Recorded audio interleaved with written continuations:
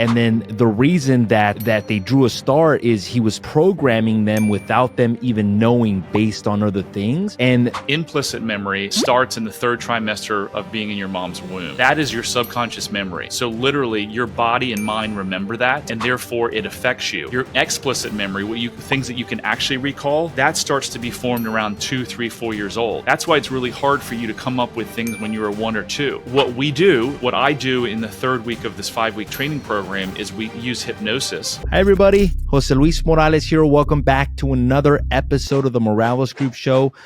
Today we have a very special guest. His name is Brad Chandler. He's based out of Fairfax, Virginia. He is a real estate investor that has flipped over 4,000 homes in his career. But today he's not going to be talking about how many homes he's flipped. He's going to be talking to us on how to deal with childhood trauma. So this is kind of what we were talking off camera. We said a lot of people can be financially successful, but they're not internally happy or aren't internally in a good place. So today we're going to be talking about childhood trauma. What is it? Who does it affect? How do you know if you have any? And how can you fix it? Welcome to the show, Brad. How are you? I'm awesome. Thanks for having me. I'm so excited.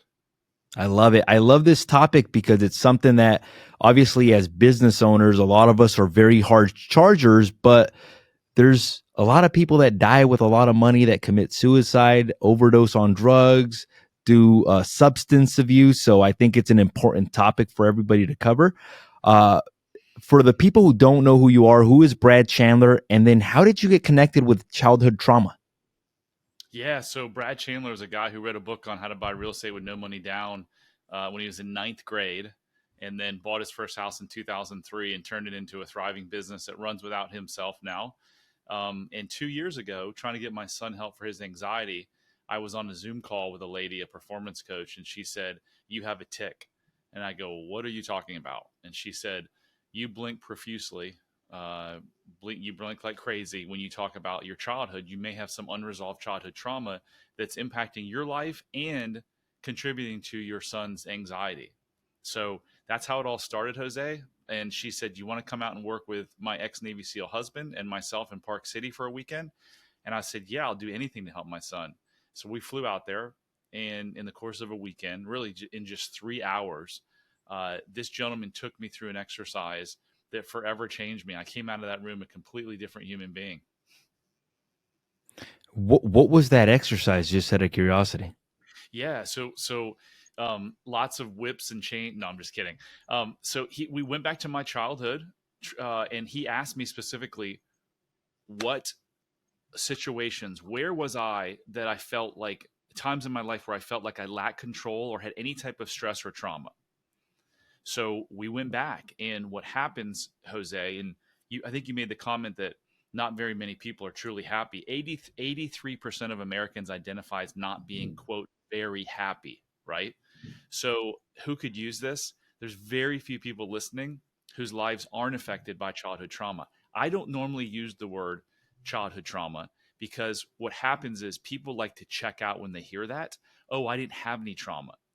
If you asked all of my my clients, if the first question I asked them when I picked up the phone for the first session is, "Did you have any childhood trauma?" Do you know what 9.8 out of 10 of them would say? No way. No way, right? If you ask me, did I have childhood trauma? I'd say no. I mean, my dad hit me with a belt, but I didn't get locked in a cage. I didn't get sexually molested. I didn't get, abused. I didn't get whatever. So I try not to use the word trauma because people want to check out. But here's what trauma really is, right? There's little t trauma and there's big T trauma, according to one of my mentors, Dr. Gabor Mate. Little t trauma could be that your sister comes home from being born from the hospital and your parents pay a bunch of attention to her. So your little 2-year-old self says, they love her more than they love me. There must be something wrong with me. I'm not enough. That little thing, it's not little. That little t trauma can cause a person to be a meth addict when they're 22 years old or 18 or 17 years old. Then you have big T trauma, which is the physical abuse, the sexual abuse, the emotional abuse. So I've literally stopped saying trauma because I don't want people checking out. So I've switched to childhood programming. But you asked a really important question, and I got sidetracked thinking about all the great stuff I wanted to talk about. But you asked me about the exercise. So what happens is when something bad happens, and part of my trauma was getting hit with a belt. So if you're a parent that spanks their kid and you think that spanking is good, please, please, please go read up on it. I think the American Society of Pediatricians back in like the 80s or something said, no, no, no, don't do that anymore. It actually creates more cortisol in the brain because you're inducing stress. It can affect the brain development of a child. There's nothing good with hitting your child. Your child is supposed to be loved and protected. And what are you doing? You're doing just the opposite. You're inflicting violence and you're inflicting shame. So please don't do that. So that was my trauma. And I told myself, oh, because this is happening, I must be bad. And for 47 years, my subconscious brain was telling me I was bad. I didn't wake up and say, hey, I'm a really bad dude. But if you looked at my results in my life, they showed a very clear pattern that I was doing self-destructive things. So how does our childhood or the way that we're brought up, how does that affect us as adults? Yeah, super question, man. It affects everything. Here's the thing, like people don't understand. They're walking around every day in a triggered state. They come home and they drink 2 or 3 glasses of wine. They have a shitty marriage. They're working 60, 70 hours a week at the expense of their relationships with their spouse and their kids. They get mad in traffic. They're depressed. They're anxious. They're stressed. They have OCD. The list goes on and on. They're obese. They eat too much. Everything is a result. It goes back to the childhood. Again, we'll use the word since it's the title of this, the childhood trauma, right? How does it affect us? It affects us because that is when our brain is programmed. That is when your subconscious mind is the most susceptible to programming at a young age.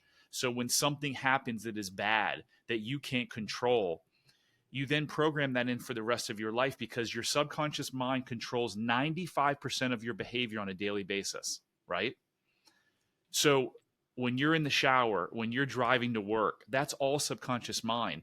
But you don't understand it. You don't know that when you have a fight last night when you fought with your wife, it had nothing to do with the actual argument at hand. It had to do when you were 2 or 3 or 4 years old and someone made you feel a certain way and you said, okay, I'm not good enough. I don't belong and I can't connect, or I'll never get what, I can never get what I want. If you saw your dad hit your mom, a child never wants to see that. I want to change that. I want to do something different. But the subconscious mind, because it doesn't know time, says, I'll never be able to help my mom. Therefore, I'll never be able to help myself. And then that's programmed in. So your brain, your subconscious brain doesn't know time because its only purpose in your body and mind is to keep you alive. So if you shook the bush when you were 10 years old and a lion bit your arm, when you're 65, you don't want to forget that. So when you're fighting with your spouse, it's really that 6-year-old inside yourself that doesn't feel good. So most of us are 6-year-olds just stuck in adult bodies. That's crazy. It's absolutely crazy. It really is. It's fascinating. You know what it makes me think of? There's like a TikTok or something where there is a guy that is basically showing certain people he tells everybody at the end of the thing to draw something out.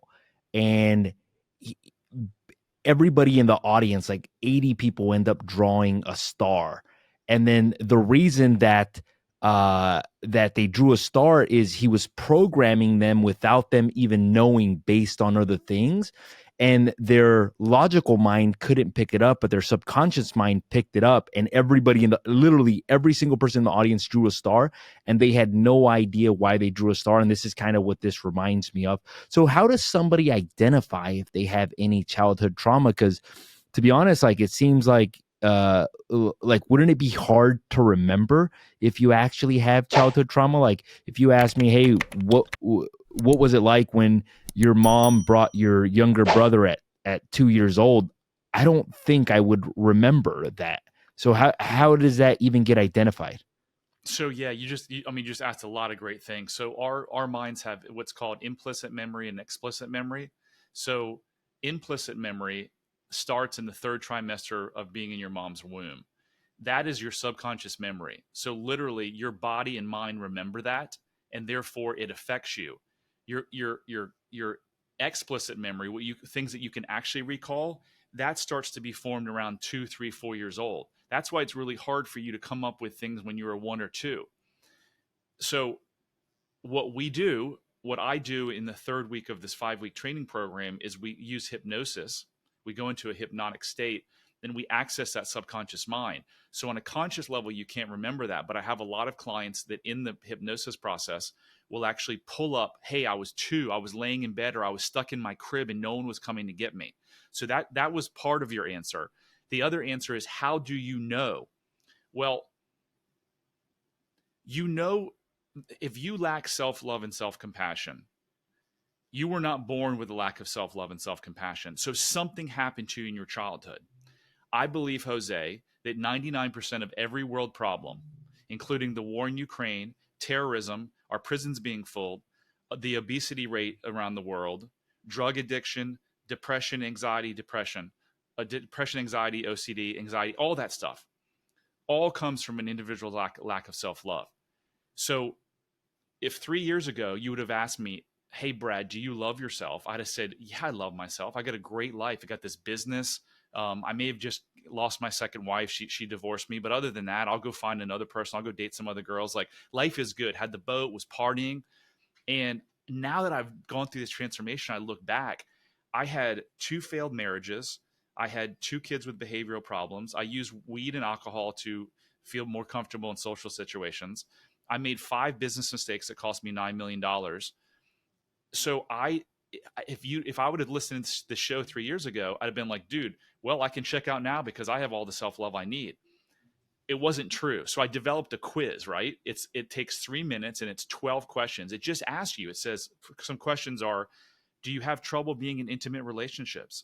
Do you take things personally all the time? Do you drink too much? Do you have an addiction? Do you judge yourself? Do you talk negatively? So anyone can take that quiz for completely free, bradchandler.com/love. If you take that and your result is mild self-love or lack of self-love, there's a 99.99% chance that something happened to you in your childhood that led you to not have love, and that is some type of trauma or stress. So let's assume that it does come back mild or that you lack self-love. What does that process to fix it look like? I know that we talked about hypnosis. What does that even look like? When I think hypnosis, this is what I think, Brad. Like Okay. a little time clock going around, like you are now listening. Like, is that what it's actually like, or like? Not at all. I mean, and that's what, to no fault of anyone, our conscious mind has this image, or excuse me, our unconscious mind probably feeds our conscious mind. It has this image of the people on stage that are like, their heads down and they're out, or they're chasing the mouse around, or whatever it is, right? All hypnosis really is it's like a deep state of relaxation. It's like a meditative state. It gives you the ability to focus in on your subconscious mind and kind of block everything else away. So all I do is, it's called a regression. There's 1,000 ways you can do it. I just walk you downstairs. So you're taking the first step. You're in a deep relaxed. You're just, and in each step, I'm just saying you're going deeper and deeper. You're completely aware. You're not asleep. Hypnosis is a sleep of the nervous system. All it is a really relaxed state, so you can then go access those memories. Because, Jose, our subconscious mind that drives 95% of our behavior also knows the source of all of our problems. So let's say someone comes to me with OCD, that they're biting their fingernails. I would say, once they're in the hypnotic state, I would say, let's just use you. I'd say, Jose, I want to go to a scene, a place, an event that had all to do with, why do you bite your fingernails now? Why do you pick at whatever you pick at? And then you'd say, well, this is what happened. And then we would talk through the scene and we would ask you what it is that you were feeling. What was the narrative? What was the story that you told yourself around that? People who do have OCD tendencies, whether it's a clean house, whether they bite their fingernails, whether they shower every 10 minutes, whether they pick at something, it all has to do with, as a child, they lack control. So it was the one thing that they could control as a child. And guess what? It's buried in their subconscious mind. So that's why you'll see a 45-year-old, biting his fingernails or biting her fingernails, or cleaning the house. I had an aunt that would get up at like 5 a.m, a great aunt, and clean her house every day for like 4 hours. That's OCD. She could control that. She was a 6-year-old in the adult body cleaning the house at 5 in the morning every single day of her life. What is this process called? So I have the process that I have created, the happiness accelerator formula, which is a 5-week program. Uh, and basically, I've taken the best of three of who I think are some of the best in this business. So one was the ex-Navy SEAL that I trained under. And then I went through a training program with Dr. Gabor Mate, who's been doing this for 40 years. And then I went to Marissa Peer's organization, who was one of the number one therapist in 2005 in all of UK.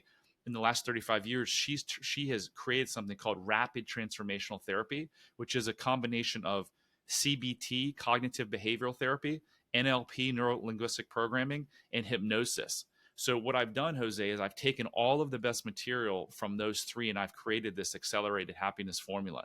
And it's over 5 weeks and it's over Zoom. And the results that I've seen from myself and then I've seen clients get it's just remarkable. I mean, I went to therapy for decades. I went to 50 plus marriage counseling sessions, and in 3 hours I made exponential growth over the hundreds of hours I'd spend with therapists. And that's the same with most of my clients. They've all been they've tried everything, the different routes, the drugs, everything. So once you identify it, like let's say that you are going through the hypnosis, you do find the source, like what does it look like after you identify it? Yeah, great questions, man. So I got hit with a belt. When something bad happens to a 6-year-old, the 6-year-old says, I must be bad. So I live with being bad. So that was my story. I was bad. What's the truth? Because if you're suffering, you're not living in the truth. You can't. All of the suffering almost all suffering in this world is self-imposed. So the new story is there's nothing wrong with me. That was an issue that my dad had, his anger, or he just thought he was doing the right thing, being a father, hitting me at the time. And so we created a new narrative. The new narrative is that, there's nothing wrong with me. I'm enough. I can do whatever I want. And what I do in the third week at the end of the hypnosis session is I create a recording. And then starting on that night, and for at least the next 30 nights, the client listens to it as they're going to sleep in an alpha brainwave state, which is the most highly suggestible that your brain will be. And for 30 days, you literally code in and rewire your brain with this new thinking. So your subconscious mind is replaced with these crappy thoughts that you have now that you don't even know are, unknowingly ruling your life. You just literally, you can change. It's called neuroplasticity. It's your brain's natural ability to regrow new neural pathways and new neurons. That changes your thinking. That new thinking can radically change your behavior. So if you're an addict of drugs or alcohol, or you've had shitty marriage after shitty marriage or shitty relationship, or you eat all the time, all of that stuff can be changed by changing your thinking, because every single problem that you have in your life begins with your thinking. I love it. So let me ask you this. Like I've heard of different things like there's an influencer out there who used to be big in the real estate retail space. And what he talked about was using something called ashwagandha or something like that. I don't know anything about that. What are your thoughts on that? So ayahuasca, is that what you're Ayahuasca. maybe? Ayahuasca. Yeah. Yeah. Yeah. So ayahuasca is it's a psychedelic. There's a psilocybin. There's a lot of psychedelics out on the market right now. I have no problem with psychedelics. If I should say, when psychedelics become legal, I will put that in my toolkit, right? But here's the thing: you don't need psychedelics when you have hypnosis. So what is psychedelics do? I'm not an expert on it. But what it does is it does alter your brain at the time that you're doing it, and it allows you to open up. It allows you to. Some people have had complete ego deaths. So you think you're dying, and you look around, you're like, what's going on? Like all these little things in my life, they really didn't matter. So some people have had phenomenal results with it. Other people have tried it many times, and it's done nothing for them.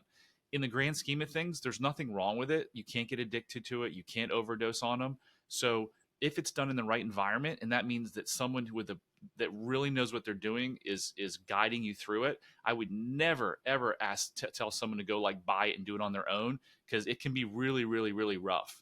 So long-winded answer of saying I'm okay with them, but you don't need to go the drug route through my program. It works better than psychedelics. I love it. So maybe what you can do is, and without mentioning any names, like, can you tell us about some of the things that maybe like some of your clients have overcome, or maybe some of the things that have come up on some of these sessions, or things that, or maybe even like testimonials of like people who have had maybe childhood trauma, maybe they didn't know that they had it, and then how they're doing now. Because I met you, I don't know if it was before or after, and I look at you now and you just seem so much more happier. It's almost so happy that it's a little freaking scary of how happy you are as an individual. But I think that's our natural state. That's our state where we actually like have the highest level of self-love, where it doesn't matter what anybody else thinks, or it doesn't, you're just yourself. And I Yeah, kind of see that in you now, which I didn't see that before. Um, so can you kind of share maybe some stories for our viewers to kind of, absolutely. I mean, we could spend hours on this topic. I'm gonna start with the entrepreneurs, because that's what your audience is, right? Or mostly. Um, I've had two gentlemen, one that I just finished work with, and one that I'm getting ready to finish working with, who came to me because they worked all the time, and then one had an issue around marijuana.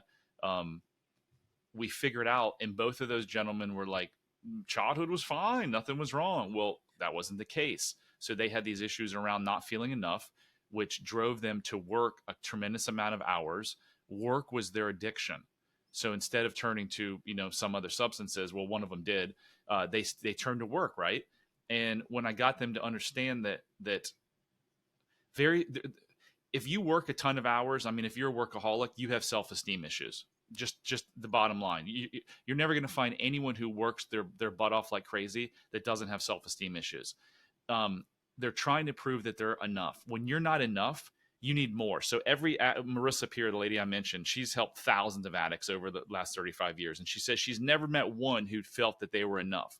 So when you don't feel enough, you just keep putting more in. Whether it's a hoarder, you don't throw stuff away, you drink too much, you eat too much, you work too much. So he's completely changed. Like, he's texted me and he's like, "Hey, I took the day off. I'm taking my kids to Disneyland, or I'm in the pools with my kids." And the other gentleman's doing the same thing. He's like, "How you doing? I'm outside shooting birds. Like, I'm not working."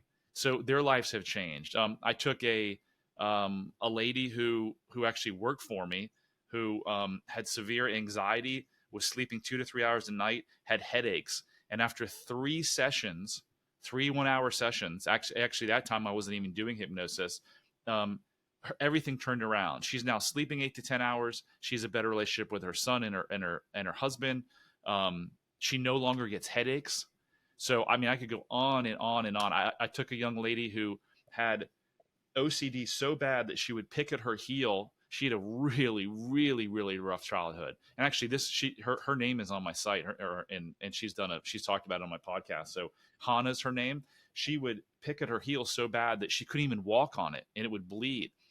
Within 3 sessions, she completely stopped, and this was like 6, 7, 8 months ago. And I keep in touch with her regularly, and she's doing amazing. that's awesome. Now, for the hypnosis, is there any other alternatives that like people like, or had you tried anything else besides this before you found this? And what was the result of like maybe like alternative methods for dealing with these types of situations, or maybe like even therapy, like did any of this stuff come up when you were doing like marriage counseling or therapy or anything like that? Yeah, so let me just give you one other example, because I think it's really important, because almost everyone is in a relationship, and then I'll answer that question.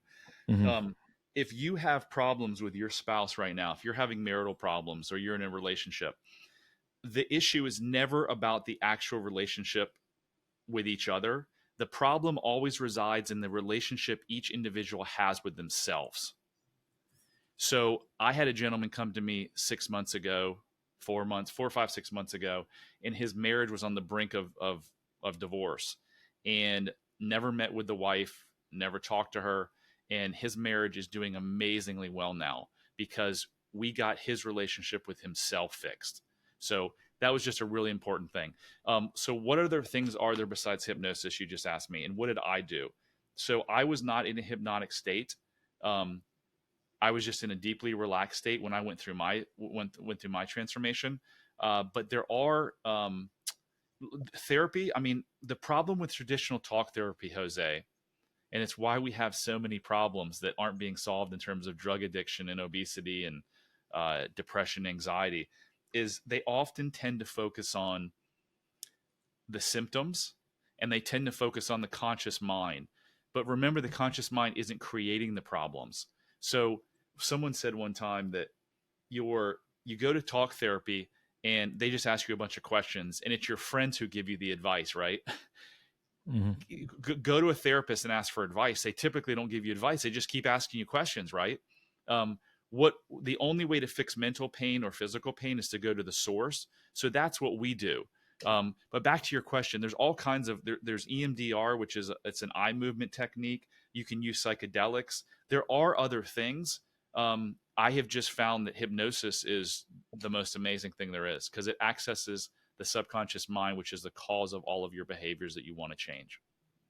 There's a show in Las Vegas. I forgot the name, but this guy hypnotizes like people in their audience, and they go up there, and then he has them like just do a bunch of things. But then at the end of it, he sells like little audios on like, oh, how to like hypnosis can actually fix your headaches, or it can fix your drug addiction, or it can fix your smoking habit. I never bought any of those things, but I always was a little bit interested just to see if that was even possible. So why aren't more people talking about this stuff?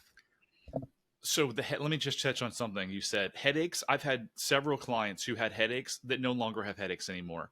Um, how many people in the world have what is called autoimmune diseases, or doctors like to call them idiopathic, which means I don't know what's going on. You've bound to have someone in your life where they've gone to the doctor and they're having stomach issues or they're having pains, and the doctor's like, I don't know, it's just idiopathic.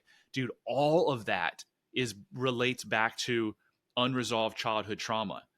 The stress in your body kills you. So there's two amazing resources. Gabor Mate wrote a book that's next to me here called The Myth of Normal. It's a 600-page book all on how stress in our life causes everything. And then there's an amazing documentary on Prime Video, Amazon Prime, called Heal. And the whole thing is about how stress causes and inflates cancer and every autoimmune disease possible. So your question was, I got so sidetracked, I forgot what your question was. I'm sorry. It was just more why aren't more people talking about this? You know, I have no idea. Like, this is why I'm shouting from the mountaintops. Like, every person that has a problem can be solved if they want help. There's two criteria. They've got to want to change, and they've got to be willing to see things in a different perspective. If those are the case, anyone who's listening now that's suffering, whether it's the eating or the addiction or the working 100 hours or a shitty marriage, whatever your problem is, if you really truly want change, in 3 to 5 hours, your life can profoundly change. Sounds a little too good to be true, but it happened with me in 3 hours, and now it's happened with multiple clients of mine and the mentors I've gone through. I've seen them do thousands of people where Marissa Peer took Ozzy Osbourne, who was an alcoholic for 20, 30 years, and in 1 2-hour hypnosis session, completely cured him. So Ozzy Osbourne doesn't drink anymore? I don't think he drinks anymore, no. I don't. That's crazy. You can fact check that, but I heard that like a year ago when I was doing her training. So why aren't more people talking about this? You probably know this. You're a smart guy. If you want to know anything in this world, follow the money trail, right? There's big money to be made in pharma. If I could magically, or if people found out about this, right? And every person could be paired with someone, an RTT therapist, a rapid transformational therapist tomorrow. Like, literally, hospitals would start shutting down. The pharmaceutical companies would go out of business. And I'm not just saying that. Like, You look at hospitals, most people in hospitals, they're there because of stress related illnesses. 80% of illnesses are stress or eating related. Why do people eat bad? Because of stress. What's the one thing that a child can get to? So when a 6-year-old child is having a lot of conflict in their life, can they grab the car keys and go to the local bar and have a couple beers to blow off steam? No. What is accessible to every child, most children in the United States? Food, Food, candy. food, candy. So they cope with that. So you look at adults now, when they have an emotional issue, they turn to food. So food, diet, exercise, and stress probably accounts for 90 to 95% of every hospital bed in America being filled right now. It could be changed. So when you ask that question and you see me light up, I'm going to turn 50 in May of this year. I'm going to live to be 110. I've got 60 years. I'm going to touch at least 1 million people, and I can't do it alone. So this is part of a movement. I created How to Be Happier for Entrepreneurs Facebook group and podcast. It's just the tip of the iceberg. I am going to tell as many people as I humanly possibly can in the 60 years that I hope I'm left on this beautiful earth that you don't have to suffer. There's a better way if you want to change, and it can happen rapidly. I love it, man. So if people wanted to get in contact with you, Brad, or before we end it, any final thoughts for our viewers? And then how can people get in touch with you if this hit home for them, or if they know somebody who's maybe going through something? How can they connect with you? Yeah. So if you're struggling or suffering any way, shape, or form, that's not what life is about. You were not put here to struggle. You were put here to have amazingly deeply connected relationships, experience love. You are lovable. You are enough. You were meant to be loved. You were not meant to be suffered. So the first step is go take the self-love quiz. If you're like, I don't know, go take the self-love quiz at bradchandler.com/love. If you want to get into contact with me, bradchandler.com/contact has everything you can ever imagine. It's even got my cell phone. You can schedule a call with me. You can hook up with me on all my social media platforms. I put out a daily message on this to all of them. You can listen to my 3-minute story. You can take the self-love quiz there. So that's it. Like, guys, you don't have to suffer. Your shitty marriage doesn't have to be shitty for another day. If your spouse wants to do the work, but even if your spouse doesn't do the work, you should do the work, because if the relationship ends and you don't do the work, guess what you're going to go find? You're going to go find the same exact person. That's why we have a 52% first divorce rate, a 60% second divorce rate, and a 70 or 72% third divorce rate, is because we always want to blame the other person and say it's their fault. I did it twice. It's their fault. We're getting divorced. It's never their fault. Your subconscious mind picked them for a reason. You often pick them. You pick the same person that brought you through your trauma, because remember when I told you the subconscious mind, its only role in your life is to keep you safe. It doesn't matter if you were hurt or you're alive. So it's like, okay, I'm going to keep you in the same environment. So that's why people go from trauma to bad relationship to bad relationship to bad relationship. So that's it, man. Like, life is freaking beautiful. It gets more beautiful every day. I don't have bad days anymore because I'm gonna roll here. I got a couple of things I want to say. I don't have bad days anymore because life happens for me and not to me. If my car breaks down, instead of being like, woe is me, well, maybe that car breaking down just saved me from getting broadsided by a tractor trailer. How would I ever know that? So why am I going to be pissed off? Does it change anything? No. If I go to play golf and it's raining and I can't play, okay, maybe I got hit in the head with a golf ball. I don't know. So nothing bad happens to me. And then finally, here's one of the things my clients love most. Every act in this world is a call for love or a show for love. So call for love, someone's hurt and they want love. If they're flicking you off, if they're yelling at you, they're hurt. If they put your arm around you and say, I love you, that's a show of love. You as a human being get to respond in one or two ways: love or fear and ego. The more you respond in love, the better and freer your life will be. So from this moment on, whether it's your spouse or your kids or your business partner or the guy at the gas station, when something happens, ask yourself, are they calling for love or showing for love? And then no matter what it is, respond in love and see how your life changes. I love it. I love it. You know what this makes me think of, Brad? I saw a quote recently that said, "Don't start a business to make money. Start a business to make a difference." And this is what I feel like your calling is. And the way I can tell this is that as soon as I asked you some of the questions, like you got super, super excited about it. So I'm excited for you to obviously be in this journey. And I hope that this podcast brings people to you that need help. And then for our viewers out there, I just want to say thank you for taking the time to watch this. Brad, thank you so much for being on the show. I've got one more gold nugget I want to drop if you don't mind. Let's do it. For entrepreneurs specifically, and what you just said reminded me. For 47 years or 19 years in business, I started my first business in 7th grade selling blow pops in school. Every single business I ever started was about money because I thought money would prove my worth. Number one, this is the first business that I've ever started where money wasn't I'm not trying to make a bunch of money. I'm trying to make impact. I also shifted my focus 2 years ago in my fix and flip business to making an impact and not on money. Guess what? We had one of our best years ever last year. So to your point, if you're an entrepreneur and you're doing it to make money, you can make as much money as you want, but you can be miserable. And look at all the people who OD and stuff. So if you're going to start a business or you're in a business, stop focusing on the money. Focus on how do you impact the lives of your clients, of your team members, and of your investors. And when you do that, more money will come than you can ever imagine. I love it. I love it. Thank you so much, Brad. For our viewers out there, if you've enjoyed this episode, make sure to hit that subscribe button. If you feel that this episode would help somebody, make sure to hit that share button. Once again, thank you so much, Brad, for being on the show. Thank you. Today we had Brad Chandler, how to resolve childhood trauma. We talked about what is it, who does it affect, how do you know if you have any, and then how do you fix it. So make it a great day, guys. And thanks, Brad, again for being on the show.